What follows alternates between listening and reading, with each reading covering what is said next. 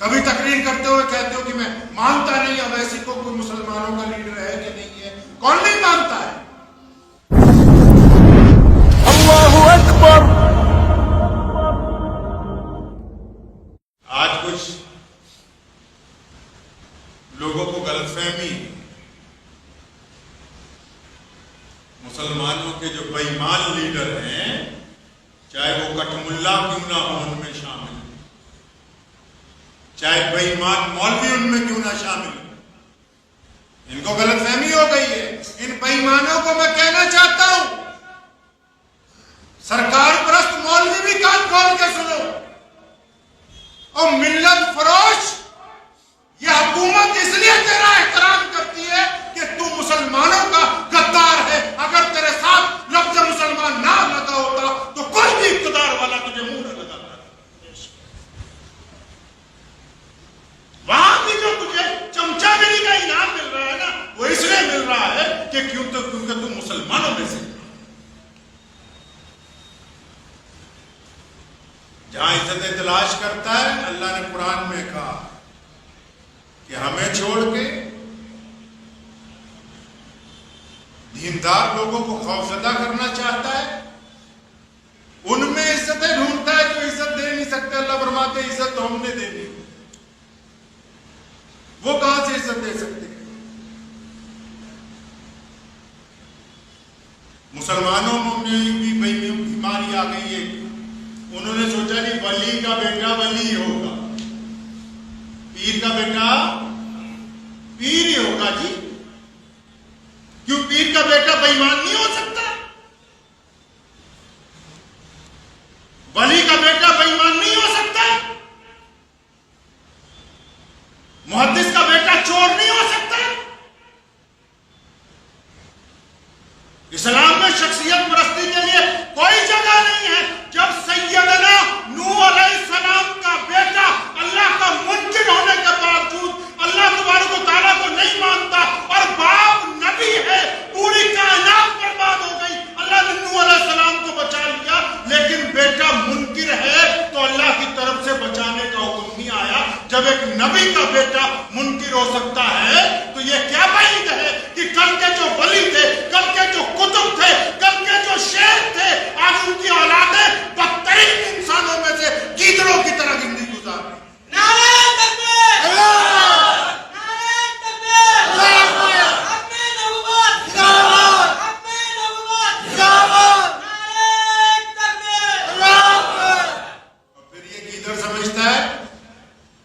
मैंने मुसलमानों को खरीद लिया है,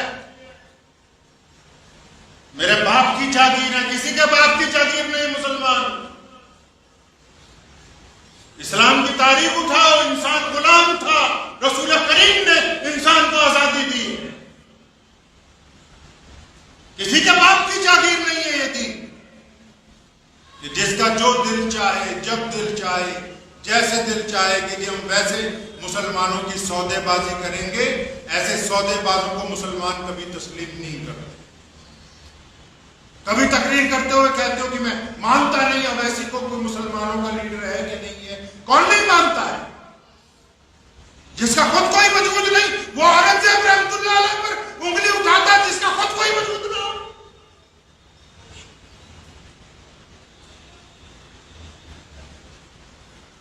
मुझे एक साहब ने पूछा, गैर मुस्लिम, आप भी सुन लीजिए बात। कहने लगा उस्मान भाई, आप हिंदुस्तान में मुसलमानों का लीडर किसको मानते हैं? मैंने कहा ऐसा है, राह चलते हुए किसी गैर मुस्लिम को रोको, उससे पूछो कि आपको पता है कि इस देश में मुसलमानों का लीडर कौन है? मैं कहा वो जो कहते वो हमारा लीडर। हम खुद कहते रहे जी हम हैं जी, वो कहते रहे जी हम हैं जी, फला कहते रहे हमें ना। हमारे पड़ोसी जिसको जानते, जिसको आम मुल्क की आवाम जानती हो, रोक लिया एक साइकिल वाले को, मैं भाई बताना जरा, तुम जानते हो किसी मुसलमान लीडर को जो मुसलमानों की देश में क़यादत करता हो? कहता जी हाँ जानते हैं, उसका नाम अवैसी हैदराबाद में रहता है। लीडर वो होता है जिसको सारी दुनिया जानती हो, लीडर वो नहीं होता होता जो हाथों को मुसाफे करके 5-5 रुपए की मुट्ठियां बना के जेब में डालता। मजावरों में और लीडरान में, कौम के कायद में बहुत जमीन आसमान का फर्क होता है। एक साहब का मुझे फोन आया कि आप बार बार बेईमान मौलवियों के खिलाफ मत बोला करो। मैं कहा अच्छा, क्या आप उनसे बैठ के क्यों नहीं बात करते? मैं कहा बात करते हैं मुसलमानों से। कौम को यह ना बताया जाए कि कौन तुम्हारा हमदर्द है, कौन दुश्मन है। हम भेड़ बकरी हैं कि जो मर्जी आए हमें ज़िबा करके आगे चला जाए। फर्जंदान इस्लाम जो हिंदुस्तान में रहते हैं, इनका एक वजूद है। अल्लाह तबारक व तआला ने इनको इज्जतों से नवाजा है। ये 2-4 जो आजकल खड़े हो गए उठ के, जिनके बाप दादाओं ने मुल्क की आजादी के लिए कुर्बानियां दी, अब जिनके अंदर लालच पैदा हो गई है। हुकूमत जो होती है एक खूबसूरत शहर होती है। आप कभी इस बात को समझे इत्मीनान से? जब अंग्रेज इस देश पर काबिज हुआ तो कई बड़े बड़े सरकार परस्त मौलवी उस टाइम भी ऐसे ही थे जो मुसलमानों को कहते थे कि अंग्रेज की सरकार अच्छी है। ऐसे भी थे जिन्होंने अंग्रेज की नौकरियां की हैं, अंग्रेज के सरकारी मुफ्ती बने, अंग्रेज के सरकारी इमाम बने। उस दौर में भी ऐसे आलम हक मौजूद थे जिन्होंने उनके भी दांत खट्टे किए अंग्रेज के टोटियों के, और अंग्रेज के दांत भी खट्टे करके बताया कि जो मोहम्मद रसूलुल्लाह का मानने वाला होगा वो किसी की चापलूसी नहीं कर सकता। इनका क्या करोगे मुसलमानों का, जो कहते नहीं जी जो हमारा पीर है ये बदमाशी भी करेगा तो हम आग बंद क्या कहना, ना जी तू हमारा पीर है। इतना ही प्यारा है पीर को, सामान उठाओ, बोरिया बिस्तरा गोल करो, रवाना हो जाओ यहां से। और अगर अल्लाह और उसके रसूल की बात प्यारी है तो फिर मैदान बदर में डटना होगा। अगर हुजूर अकरम सल्लल्लाहु अलैहि वसल्लम की इत्तबा करनी है तो मुनाफिकीन की तरफ नहीं देखना, साबित कदमी के साथ रहना। आंखें खोल के रखिए अपनी, इन आंखों में कम से कम इतनी सिफ्त तो पैदा कीजिए कि इनको पता लगे कि बेईमान कौन है, ईमानदार कौन है। इस्लाम ने ये रवाज नहीं डाला कि खलीफा के बाद उसका बेटा खलीफा बनेगा, जो आपने डाल रखा है खासकर यूपी के मुसलमानों ने। खलीफा के बाद अगर बेटा खलीफा बनता तो सैयदना अब्दुर्रहमान इब्ने अबू बकर सिद्दीक मुसलमानों के दूसरे खलीफा होते। खलीफा के बाद खलीफा बनना होता तो सैयदना उमर फारूक के बेटे जो सहाबी हैं और बजाते खुद जंगों में शामिल रहे हैं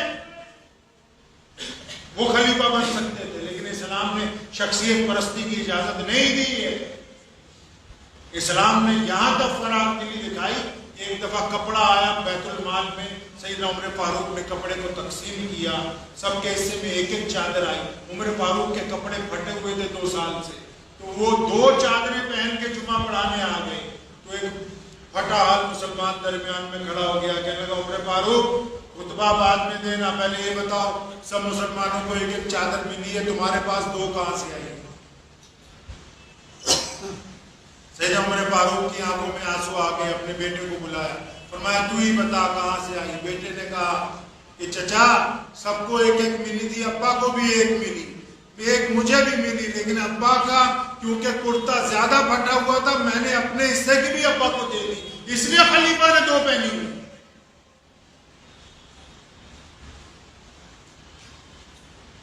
हमें इससे कोई गिला नहीं कि मिल्लत फरोश क्या करते क्या नहीं करते। हम मुसलमानों को बताना चाहते हैं कि जो गीदड़ भक्तियां हैं इनसे ना घबराया करें।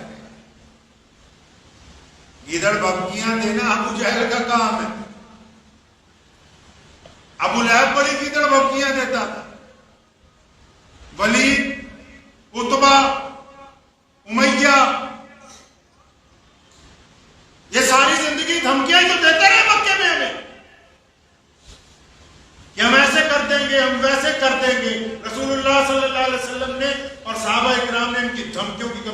नहीं। इस्लाम इज्जत तराना मजहब है। इस्लाम किसी की मुखालफत नहीं करता, यही तो खूबी इस्लाम है कि बेइंतहा अक़वाम इस्लाम की मुखालफत करती, इस्लाम अपनी खूबियों की बात करता है। मैं कहना चाहूंगा मुअज़्ज़िज़ सरकार परस्त मुल्लाओं से कि आपकी इज्जत हुकूमत इसलिए करती है कि आपके साथ लफ्ज़ मुसलमान जुड़ा हुआ है, वरना कभी आप ईमान को अलग करके देख लें, आपकी कोई हैसियत नहीं है। और फिर बंदा वो होता है जो अपनी औकात में रहे तो अच्छा है। नौज़बिल्लाह खुदा बनने की कोशिश ना करें, ना हमारी कौम को डराने की कोशिश कीजिए, ना हमारे अकाबरीन पर उंगली उठाने की कोशिश करें। आपकी कोई इतनी बड़ी हैसियत नहीं कि आप बताएंगे कि औरंगजेब रहमतुल्लाह अलैह को कितने नंबर दिए जाए। आपकी कोई इतना बड़ा वजूद नहीं। और आपसे बहुत दबाना गुजारिश है कि जब आप निकल ही आए हैं बाहर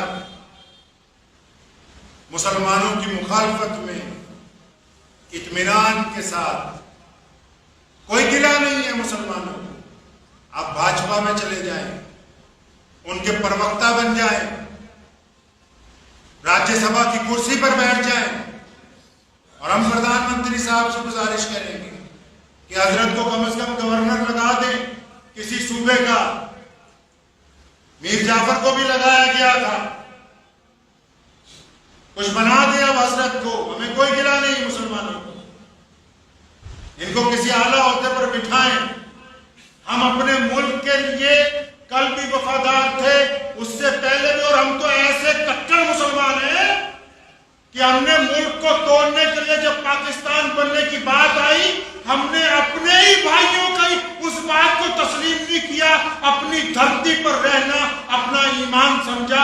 जब हम मुस्लिम लीगियों से टकरा सकते हैं तो इन मिल्लत फरोश मौलवियों की कोई हैसियत नहीं है। खुशी से जाइए, अल्लाह आपको कामयाबी दे, आपको आपकी दौलत प्यारी, आपको बेहतरीन ओहदे प्यारे हो। हम मुसलमान अल्लाह और उसके रसूल सल्लल्लाहु अलैहि वसल्लम के नाम के साथ काफ़ी हैं इंशाअल्लाह। हमें इज्जतें वही अच्छी लगती हैं, कोई हमें मुसलमान समझ के बुरा कह दे, हमें उसी में फ़ख्र नज़र आता है। कोई हमें सिर्फ दीन की वजह से ठोकर मारना चाहे, हमें उसी में इज्जत नज़र आती है। ये कम अज़ कम हमारी पहचान अल्लाह और उसके रसूल सल्लल्लाहु अलैहि वसल्लम के हुक्म के मुताबिक है। दुआ कीजिए कि अल्लाह ताला जब तक हम जिंदा अल्लाह ईमान पर कायम रखे, ईमान के ऊपर ही मौत अता फरमाए, और अल्लाह ताला कौम को तमाम मिल्लत फरोशों से अपने हिफाजत के अंदर रखे। वाक़िर दावाना अल्हम्दुलिल्लाह। मुझे उम्मीद है कि आपको ये वीडियो पसंद आई होगी। अगर पसंद आई हो तो ये आप अपने दोस्तों के साथ शेयर करें और इस चैनल को सब्सक्राइब जरूर करें।